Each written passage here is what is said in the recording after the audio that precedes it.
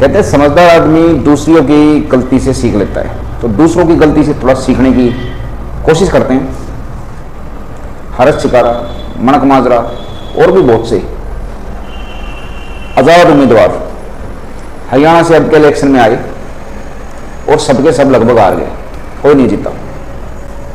किसान आंदोलन के आसपास थोड़ी पहले या थोड़ी बाद में तब से ये सक्रिय हुए थे सारे के सारे, और हर एक आंदोलन कुछ ना कुछ नेता निकाल के छोड़ता है।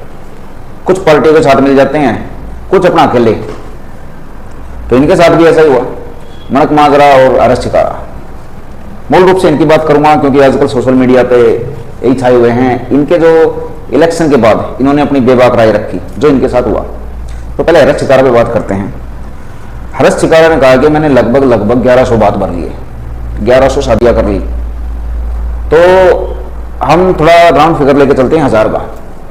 अगर 1000 प्रोग्राम भी या 1000 घरों का भला भी इसने किया है तो इसको वोट मिले 14,700 कुछ, 15,000 लगा लो, 15,000 पूरे नहीं हुए।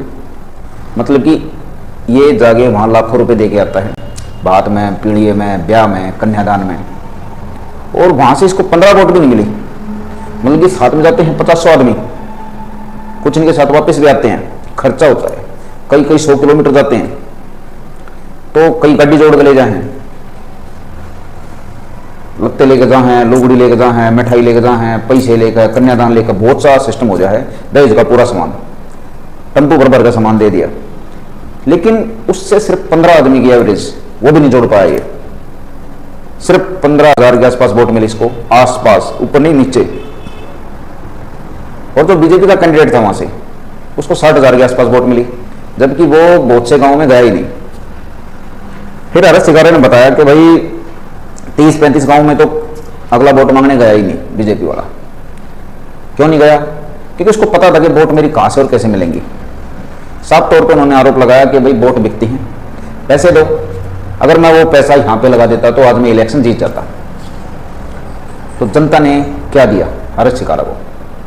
अच्छा, हर्ष शिकारा पे वो भी आरोप लगा रहे हैं जिनका कोई लेना देना नहीं, वो भी आरोप लगा रहे हैं जिनका भला हर्ष शिकारा ने किया।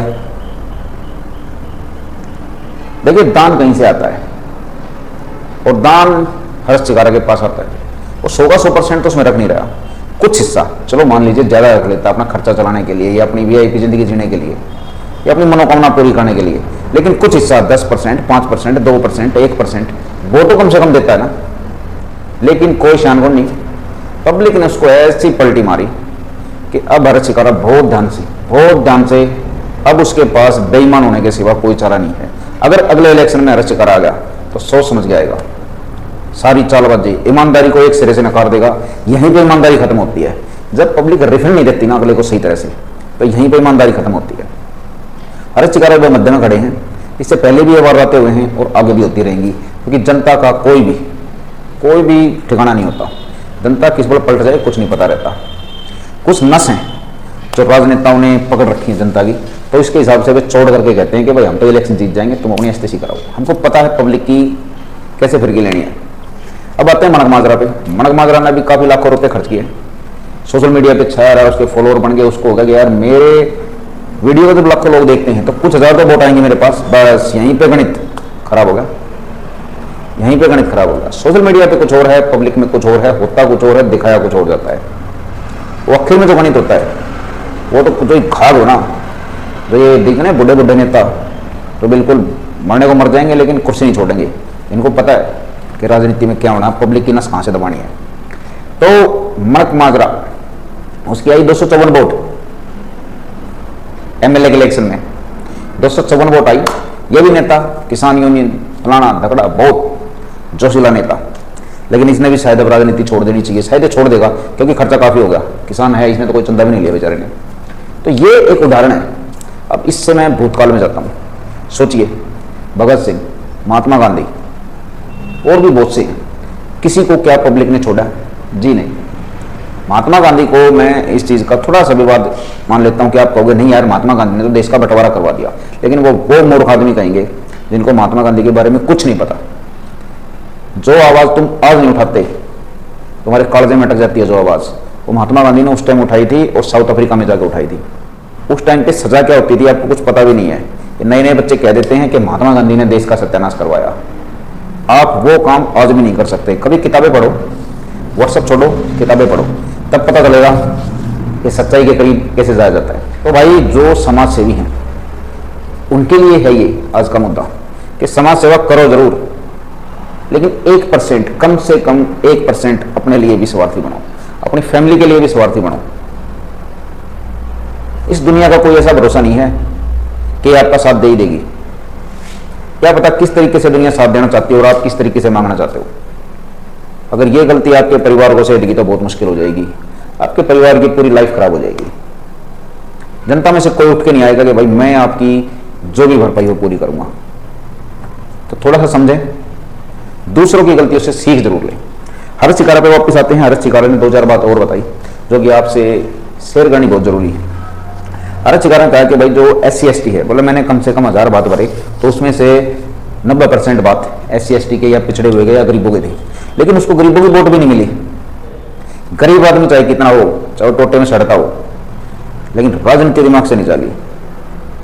न कोई हर्ष चिकारा का फॉलोअर को नाम उसका कोई समर्थक, लेकिन एक समाज में चल रहा है।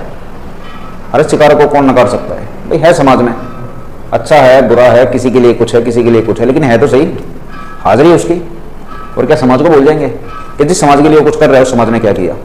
अब दूसरा बोला भाई जाटों ने भी मेरा कोई खास साथ दिया नहीं। हर्ष चिकारा खुद जाट है, तो भाई जाट का साथ कभी देता ही नहीं। वो एक आधी बात छोड़ देना, ज्यादातर मुद्दा में जाट ने जरूर काट के चला लगा। अब तीसरी चीज, मेवात में समर्थन किया था हर्ष चिकारा ने मुसलमानों का, लेकिन उसको वहां से भी वोट नहीं मिली। वहां से भी अलग चल, सब में अलग राजनीति आ गई। तो किसका भला करें, किसके साथ जाएं, किससे बात करें? थोड़ी देर के लिए ये लगता है कि यार ये जो ईमानदारी है, सच्चाई है, कुछ नहीं है ये, जनता को इसकी जरूरत नहीं है। झूठ बोलो जैसे कि ये नेता करते हैं, छक्का झूठ बोलो छक्का खाओ। जनता की इसी की तीसी कराई गई है, क्यों दो भाई किसी जनता थे। लेकिन फिर 1% जो आत्मसम्मान की बात आ जाए, अपना जो दिमाग आ जाए, अपनी शिक्षा आ जाए, अनुसरण आचरण आ जाए, तो उन्हें थोड़ी ही चीज बची रहो है। लेकिन ऐसी घटनाओं को देख के ऐसा नहीं है कि आप जनता का भला करना छोड़ दो या जनता के बारे में सोचना छोड़ दो, लेकिन जनता से उसके बदले आप मांग क्या रहे हो, यह चीज बहुत महत्वपूर्ण है। क्या पता जनता आपको कुछ और देना चाहती हो और आप उससे मांग कुछ और रहे हो। कहने में सुनने में टाइप सही तरह से नहीं हो, लेकिन पैटर्न होता है दुनिया का, और ये पैटर्न कभी से ही है। इलेक्शन लड़ो तो बगैर पार्टी के मत लड़ो। पार्टियां तो इतने दिन से अपनी दुकानदारी बैठा के बैठी हैं समाज में, वो आपको जाने नहीं देंगे ऐसे कि आप निर्दलीय आए और चमत्कार करके निकल गए। वो कोई होता है, बहुत कुछ दाव पे लगाना पड़ता है उसको। तो इस हरियाणा के इलेक्शन से बहुत कुछ चीजें हैं सीखने की। जरूरी नहीं है कि आप अपना सर्वनाश खुद करें, खुद इलेक्शन करके खुद जहर खा के देखें कि मरा कैसे जाता है। आप हरियाणा का इलेक्शन देख लो, इसमें जो उम्मीदवार थे उनकी हालत देख लो, उनके बयान देख लो, आपको बहुत कुछ दुनियादारी के बारे में सीखने को मिलेगा। तो नमस्कार दोस्तों, मैं रविंद्र डवास हूं।